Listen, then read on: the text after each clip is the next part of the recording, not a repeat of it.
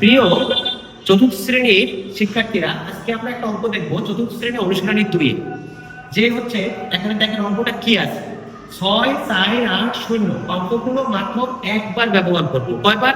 একবার ব্যবহার করে গঠিত বৃহত্তম ও ক্ষুদ্রতম সংখ্যার পার্থক্য নির্ণয় করো। কি? বৃহত্তম এবং ক্ষুদ্রতম সংখ্যার পার্থক্য নির্ণয় করো। আচ্ছা, এই অঙ্কগুলো এখানে যে কটা অঙ্ক আছে 6 আছে, 4 আছে, 8 আছে, 0 আছে, এই অঙ্কগুলো আমরা কিন্তু একবার ব্যবহার করবো। কয়বার? একবার ব্যবহার করে আমরা বৃহত্তম সংখ্যা একবার বানাবো আর ক্ষুদ্রতম সংখ্যা একবার বানাবো। এরপরে যদি দেখেন যে পার্থক্য কথাটা উল্লেখ করছে, পার্থক্য, তার মানে আপনি তখনই বুঝে নেবেন যে পার্থক্য কেন। পার্থক্য হচ্ছে এই বৃহত্তম সংখ্যা যেটা পাবো এবং ক্ষুদ্রতম সংখ্যা যেটা পাবো সেটার কি? বিয়োগ। তো বিয়োগফল। এখন আমরা প্রথমেই অঙ্কগুলো একবার ব্যবহার করি, তারপরে অঙ্কগুলো দ্বারা গঠিত বৃহত্তম সংখ্যা। আচ্ছা প্রিয় শিক্ষার্থীরা, বৃহত্তম সংখ্যা কত? অঙ্কগুলো দ্বারা গঠিত। এখন অঙ্কটা হচ্ছে কত আছে? 6 4 8 0। সবচেয়ে বড় অঙ্ক কোনটা? 8। তার মানে আমরা 8 আগে লিখব। তারপরে সব তার থেকে বড় কোনটা? এখন 3টা হয়ে গেল। এই 3টার মধ্যে কোনটা বড়? 6 বড়, তার মানে আমরা পরে 6 লিখব। এরপরে তার থেকে এই 2টা এখন চলে গেল, এই 2টা রয়ে গেল। তো এই 2টার মধ্যে বড় কোনটা? 4, তার মানে 4 আমরা লিখবো। তারপরে বড়কে, তারপর আর কেউ নেই, তারপরে কি? একটা 0। এরপরে এই অঙ্কগুলো দ্বারা গঠিত ক্ষুদ্রতম সংখ্যা, আমরা এই অঙ্কগুলো দ্বারা গঠিত ক্ষুদ্রতম সংখ্যা নির্ণয় করব।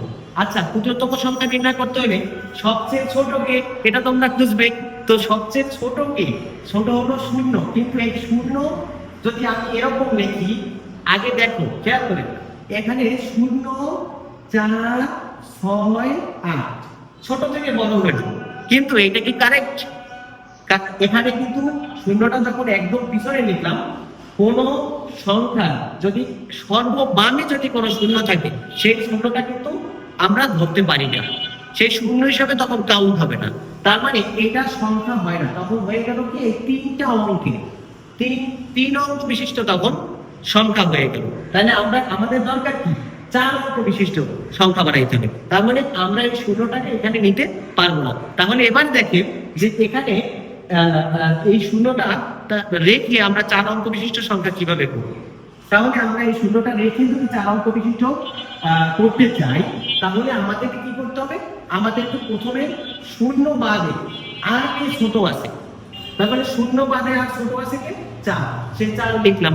লেখার পরে তারপরে 0 দিতে হবে। এবারে কিন্তু 0 ভ্যালু আসছে। এবারে কিন্তু 0 কি হয়েছে? একটা ভাবসাব হয়েছে যে না, তার একটা ভ্যালু আসছে। এবারে কিন্তু 0 আর মনে করো সম্পূর্ণ বামে বসে নাই। তার মানে এই 4 তারপরে 0, মানে সর্বক্ষুদ্রতম যে সংখ্যাটা আছে 0-র পর আগে, সেই সংখ্যাটা আগে লিখলাম 4, তারপরে 0 লিখলাম। তারপরে আমরা লিখবো কত?